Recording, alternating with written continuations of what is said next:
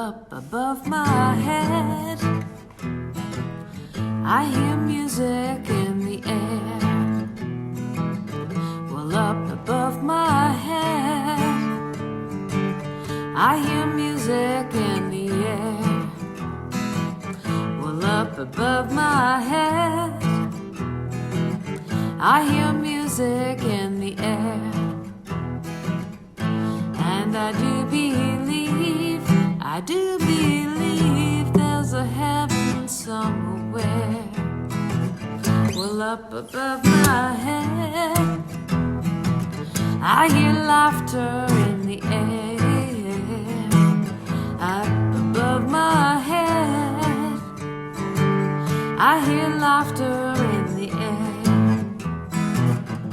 Well, up above my head, I hear laughter in the air. And I do believe there's a heaven somewhere. Well, up above my head, I hear dancing in the air.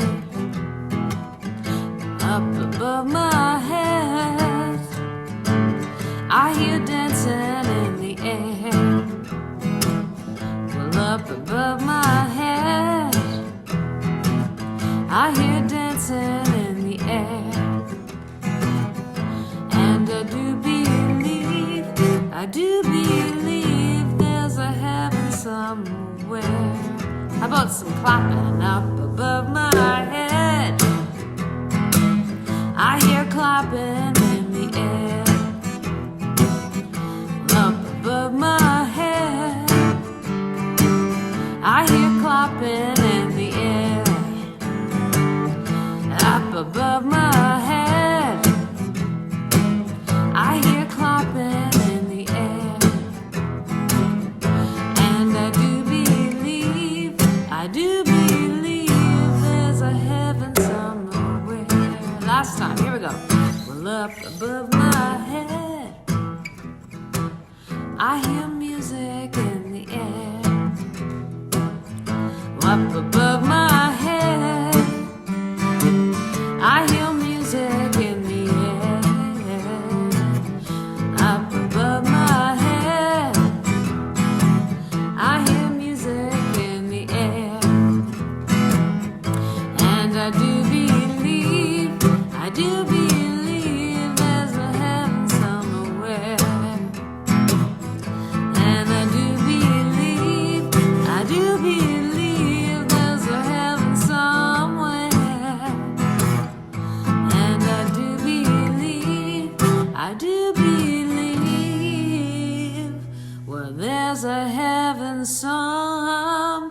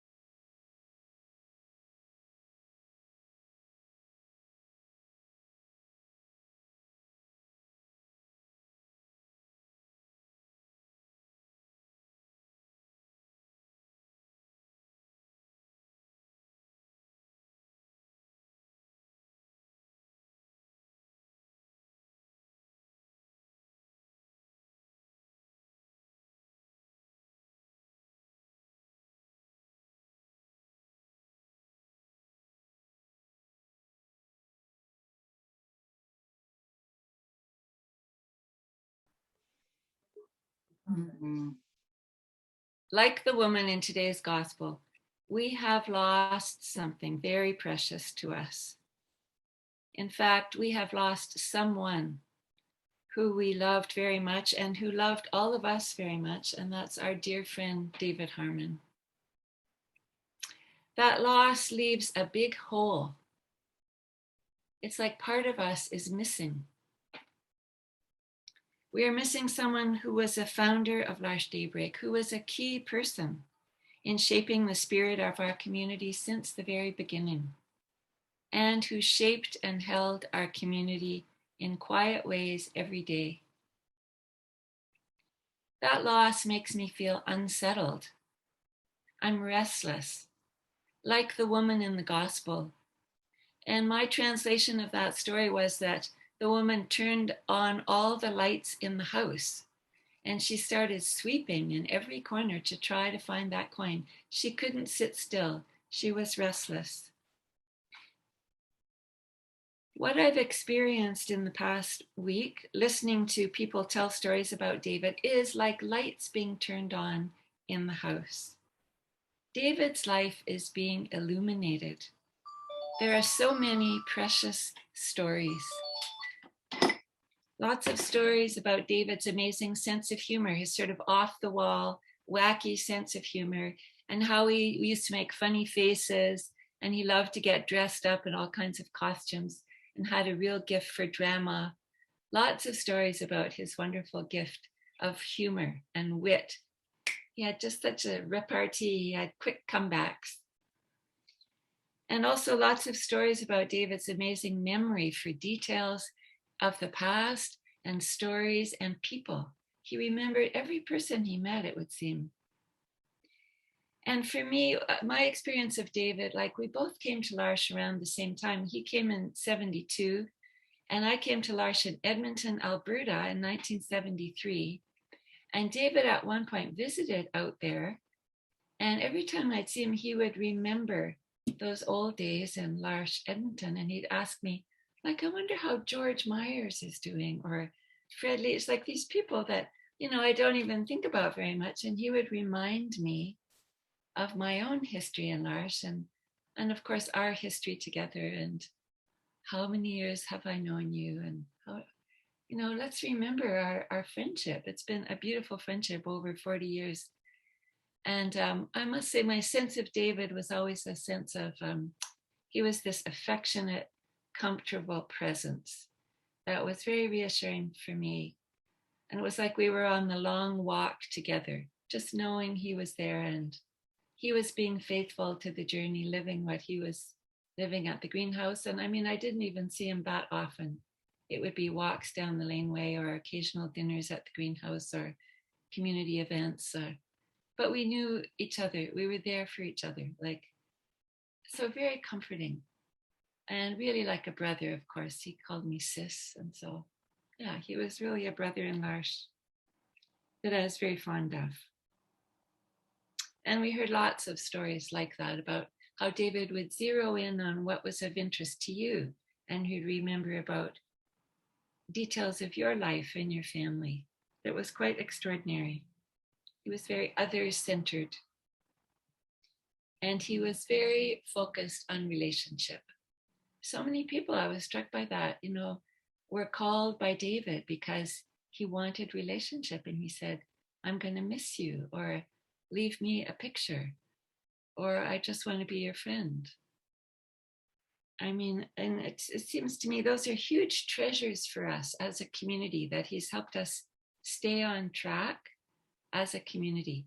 Those two things I would mention are, like, he helped us not take ourselves too seriously. L'Arche can be a bit heavy, but he lightened it up.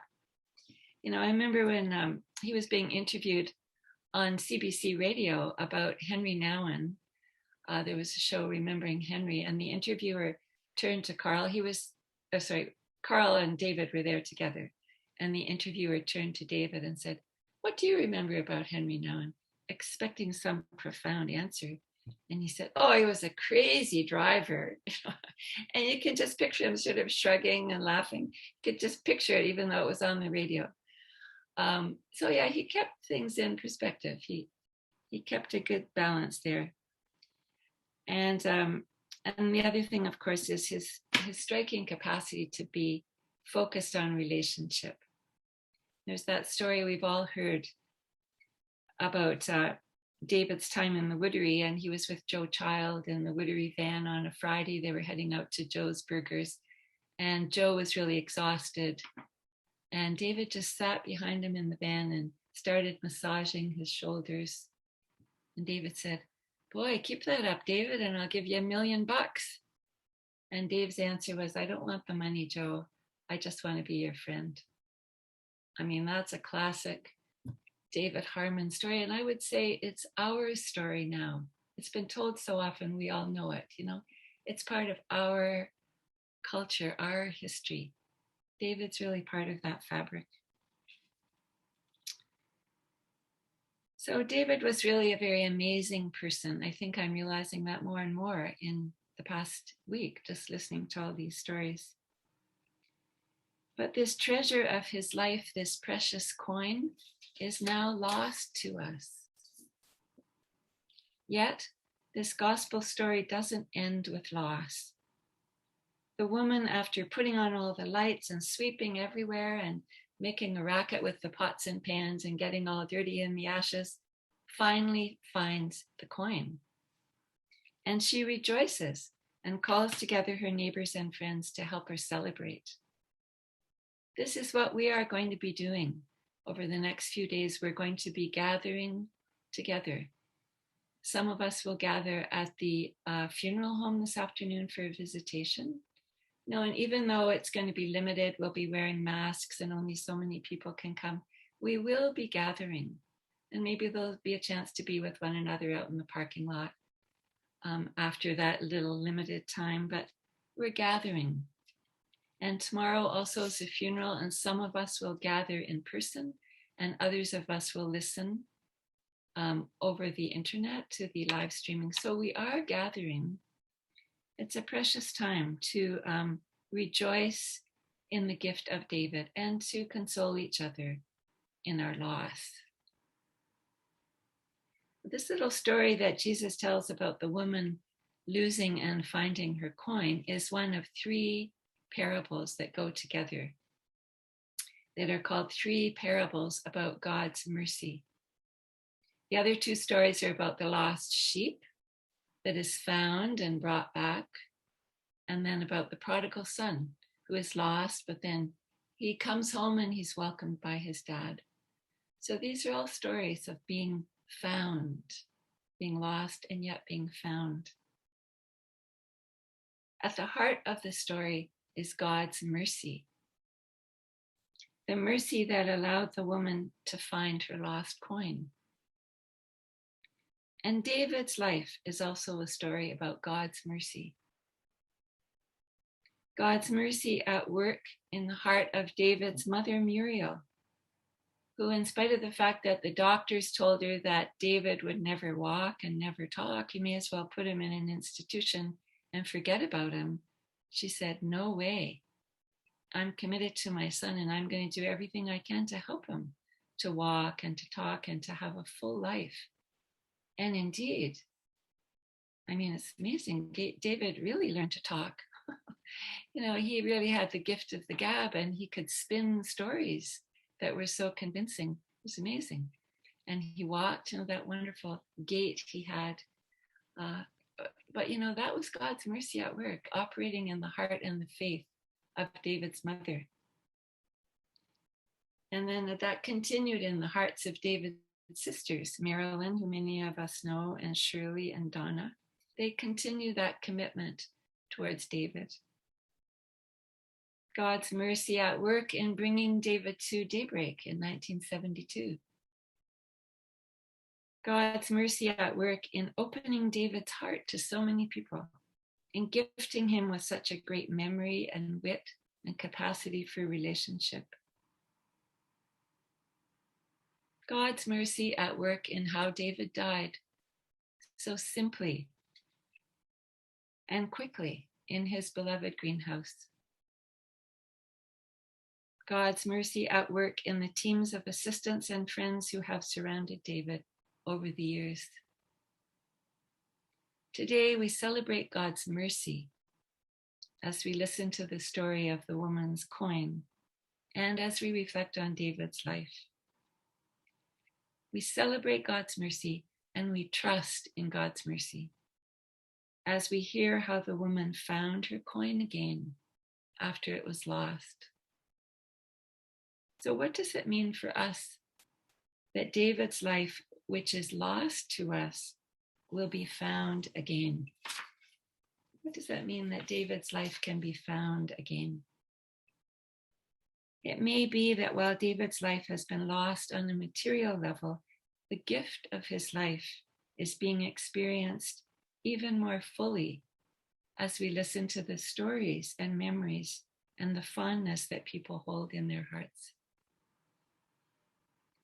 It may be that David's gifts of the heart, his love, his capacity for friendship and faithfulness, will be given even more abundantly in our community in ways that are so luminous. We couldn't have handled them while he was alive. It may be that David's life will continue to inspire us as we move into the future, and that David will continue to walk with us, walking up and down the laneway, smoking his pipe, and reminding us of the richness of our relationships in community, inviting us to grateful reflection with the simple question, how long have we known each other? I'd suggest we need to keep looking towards God's mercy to discover how this precious coin of David's life, which has been lost in the way we've known it, will be found again in new ways.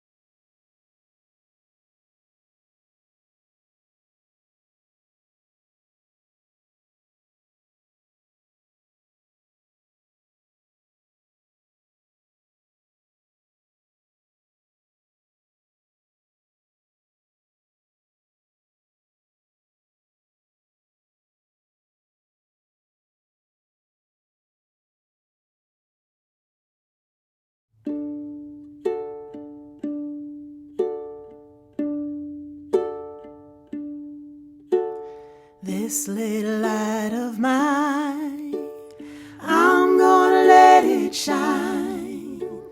This little light of mine, I'm gonna let it shine. This little light of mine, I'm gonna let it shine. Let it shine, let it shine, let it shine. Everywhere I go, I'm gonna let it shine. Everywhere I go, I'm gonna let it shine. Everywhere I go, I'm gonna let it shine. Let it shine, let it shine, let it shine.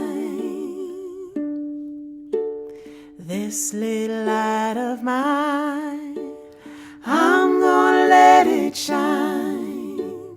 This little light of mine, I'm gonna let it shine.